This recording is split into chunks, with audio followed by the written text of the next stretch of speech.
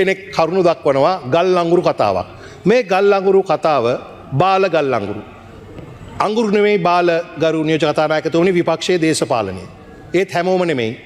අර පච පෙරේරා ඇතුළු කීප දෙනෙක් ඉන්නවා. එතකොට මා පැහැදිලිව කියන්නට ඕන මේ ගල් අඟුරු ගැන මාසයක් තිස්සේ කතා කරනවා. බාලයි කියනවා. නෑ ඒවෙන් තමයි තව කෙනෙක් කතා කරනවා. හරි. එහෙම කෙනෙක් මගේ ගෙවල් ළඟ කෙනෙක්. පච පෙරේරා හරි. එතකොට ගරු නියෝජක කතානායකතුමනි පච පෙරේරාට ගහනකොට වෙන කට්ටිය යන්නේ ඒකනේ වැඩි. හරි. ගරු නියෝජක කතානායකතුමනි අපි ගල් අඟුරු ගැන මෙච්චර කතා කරනවා. මේ පාර්ලිමේන්තුවේ තියෙන්නේ වරප්‍රසාදයක් දීලා තියෙන්නේ ජනතාව වෙනුවෙන් ඇත්ත කියන්නනේ. නමුත් මේක බොරු කියන්නන්ගේ තෝතැන්නක් බවට පත් වෙලා තියෙනවා. මොකද මෙතන කියන ඒවාට අපිට පියවර ගන්න බැරි හින්දා. ඒ වගේම විපක්ෂ උදවිය. දැන් මේ වගේ තත්වයක් ඇත්තනම් මෙතන කිය ඉන්න ඕනේ නැහැ. CID එකට පැමිණිලි කරන්න පුළුවන්. පොලිසියට කියන්න පුළුවන්. අල්ලස් කොමිෂන් එකට පැමිණිලි කරන්න පුළුවන්. ඇයි ඒවා ස්වාධීන ආයතන. අපි නීතියේ විධානයේ ආධිපත්‍යය තහවුරු කරලා තියෙනවා. ඒක නිසා මෙතන කියවන්න ඇත්තට වරදක් තියෙනවා. දැන් මාස දෙකක් තිස්සේ බාල ගල් අඟුරු කියනවා. ඒ ගල් අඟුරු වලින්ම තමයි නොරොච්චෝලේ දුවන්නේ. මම උන්ගේ අරමුණ පසුව පැහැදිලි කරන්න. ඒ වෙන්දල් දුවන්නේ. නමුත් ඔවුන් මෙතන ඇමතිවරයා අල්ලගෙන ඇමතිවරයාට බයිනවා. ඇත්ත කතාව මොකද්ද? 2014 අපේ බලශක්ති ඇමතිවරයා රජයේ සේවකයෙක් වශයෙන් හිටපු කාලය තුලදී වෙච්ච අතපසුවීමක් නිසා ඔහුට මේ අධිචෝදනා පත්‍රයක් අල්ලස් කොමිසමෙන් ඇවිල්ලා තියෙනවා. ඉතින් බලන්නකෝ ගරු නියෝජක කතානායකතුමනි මේ ආණ්ඩුව කොච්චර හොඳද කියලා. අපේම ඇමතිවරයෙක්ට වුණත් වරදක් කළා තියෙනවා නම් 2014 වෙච්ච එකට කලින් ආණ්ඩුවලින් අඩු දැම්මේ නැහැ. දැම්මේ අපේ අල්ලස් කොමිසම් එක. ඒකෙන් අදහස් වෙන්නේ මොකද්ද? අපේ අල්ලස් කොමිසම ස්වාධීනයි. දැන් ඒගොල්ලන්ට කිසිදු බලපෑමකින් තොරව අධිචෝදනා පත්‍රය එනවා. මොකද ඇමතිවරයාට ඕන නම් බලපෑම් කරන්න තිබුණා. ප්‍රශ්නයක් නැහැ. දැන් කියනවා ඉල්ලාස් වෙන්න ඕනේ. මොනවද මේ දෝෂාභියෝග? දෝෂාභියෝග කල්ලු ගෙනවනේ අපේ හරියක මැතියට නේද? ඒක තාම මගේ නෙවෙයි ඇති කොහේ හරි බස් ඒක. ඒක නිසා මම කියන්න උත්සාහ කරන්නේ එහෙම බලපෑමක් කරේ නැත්නම් ඔහුට අධිචෝදනා වළක්ව ගන්න ඔහු අමාත්‍යාංශ ධූරයේ හිටියයි කියලා ඔහු අධිකරණ වලට බලපෑම් කරන්න යන්නේ නැහැ. අපි පෙන්නලා තියෙනවා මේ සිදුරු මොකද්ද? අපේ ඇමතිවරයෙකුටත් අපේම മന്ത്രിවරයෙකුටත් නීතිය හැමෝටම එක හා සමානයි.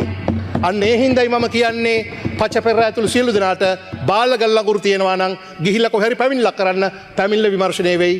අනිවාර්යයෙන්ම නීතිය ඉෂ්ට වෙනවා.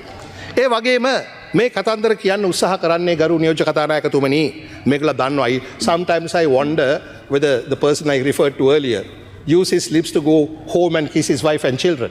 Repulsive things that he says out of his own mouth. But nevertheless, that's his upbringing and not ours. ගරු නියෝජක කතානායකතුමනි මෙම අසත්‍ය කියන්නේ හේතු තියෙනවා. අපි දන්නවා රටක අර්බුද එනවා, රටක ප්‍රශ්න එනවා. අපි මේ ආණ්ඩුව ගන්නකොට අර්බුදයක් තිබුණා. රටේ ආර්ථිකයේ බංකොලොත් තත්ත්වයක තිබුණා. භාණ්ඩාගාරයේ සල්ලි තිබුණේ නැහැ. නිල වශයෙන් බංකොලොත් බව හිටියේ.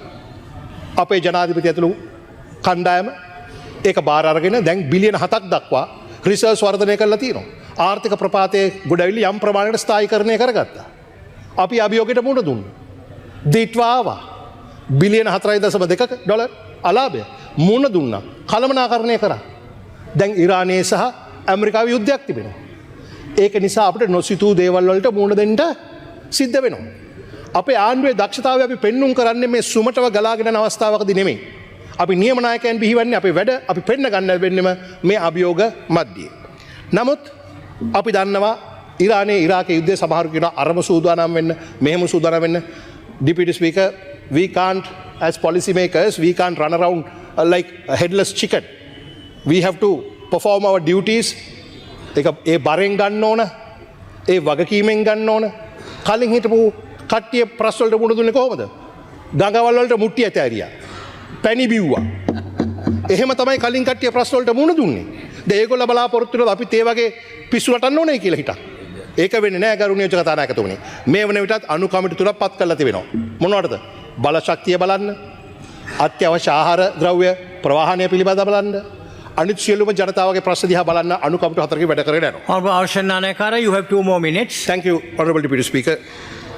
ඒ නිසා මා ජනතාවට කියන්නේ මේ අවස්ථාවේ QR කෝඩ් ඉදිරිපත් කරලා තිබෙනවා. එහි යම් ගැටලු මත වෙලා තියෙනවා. ඊට ඉක්මනින් සාමාන්‍යකරණයටපත් වෙනවා. මම ජනතාවට ඉල්ලන්නේ මේ අවස්ථාවේ අපි විපක්ෂයේ ඉන්න කාලේ කොරෝනා මොන හරි ප්‍රශ්නයක් ආවොත් අපි ඒ ප්‍රශ්නේ විසඳන්න පුළුවන් විදිහට මැදිහත් වුණා. මාස්ක් හැදුවා. දැන් විස බීජ අනුහරණය කරා.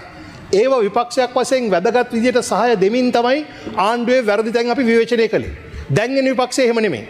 මිනි මතින් හරි ගිනි තියපු රටකින් හරි බලයට එන්න අවශ්‍ය බොරු කියනවා.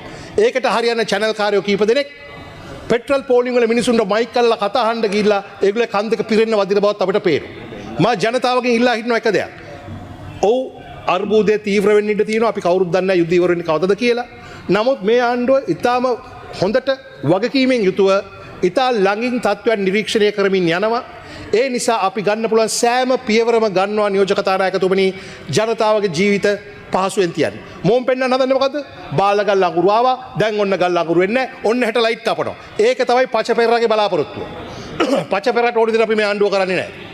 ඒ වගේම අපි රජයක් වශයෙන් ජනතාවට කැප කරන්න කියන්නේ අපි කැප කරන්නේ නැතුව. ඒ නිසා මම ජනතාව ඉල්ලා හිටිනවා අපි එකමුතුව වැඩ කරමු. බලශක්ති අර්බුදයක් තියෙනවා. මේක අපි නිර්මාණය කරපු එකක් නෙමෙයි. ඉස්සර උනේ ඒක නෙමෙයිනේ. ඉස්සර මේ රට බංකොල්ල කාලා බංකොලොත් කරලා හොම්බෙන් ඇරියා. තෙල් නැව් ඇවිල්ලා වරා ඉන්නවා. ගන්න සල්ලි නැහැ. දැන් ගන්න සල්ලි තියෙනවා. සප්ලයි චේන් ඩිස්රප්ට් වෙලා තියෙනවා. මේක තත්ත්වයන් දෙකක්. තත්ත්වය මොකක් වුණත් අපි ජනතාවට වකින ආණ්ඩුවක් වශයෙන් ඉතා පරිස්සමෙන් මේක කළමනාකරණය කරනවා. ඒ සඳහා රජය විශ්වාස කරන රජයට සහාය දෙන්නේ කියලා ඉල්ලමින් මගේ වචන ස්වල්ප අවසන් කරනවා බොමිසුතු. සර් පච්ච පෙරේරා කියන එක ඒක පාර්ලිමේන්තු මෙම්බර් කෙනෙකුට එහෙම නම දාන්න පුළුවන්ද කියනවා නම් අපිට පච්ච අනුරත් කියලා කියන්න පුළුවන් සර්. ආපු දවසේ ඉඳන් අද වෙනකන් කියන්නේ බොරු නේ සර්. ඒ නිසා ඒක අයින් කරන්න කියන්න කරුණා කරලා මේ මිනිස්ටර් කෙනෙකුට එහෙම කතා කරන්න පුළුවන් නම් අපිටත් කියන්න තියෙන්නේ පච්ච අනුර කියලා. පච්ච ආණ්ඩුව කියලා කියන්න තියෙන්නේ සර්. දසත සිසාරා විශ්වාසයේ සන්නාමය. දසත නිවුස්. දවසේ දසත පැතිරුණු පුවත් ඇසිල්ලෙන් දැනගන්න. දසත YouTube නාලිකාව සබස්ක්‍රයිබ් කරන්න.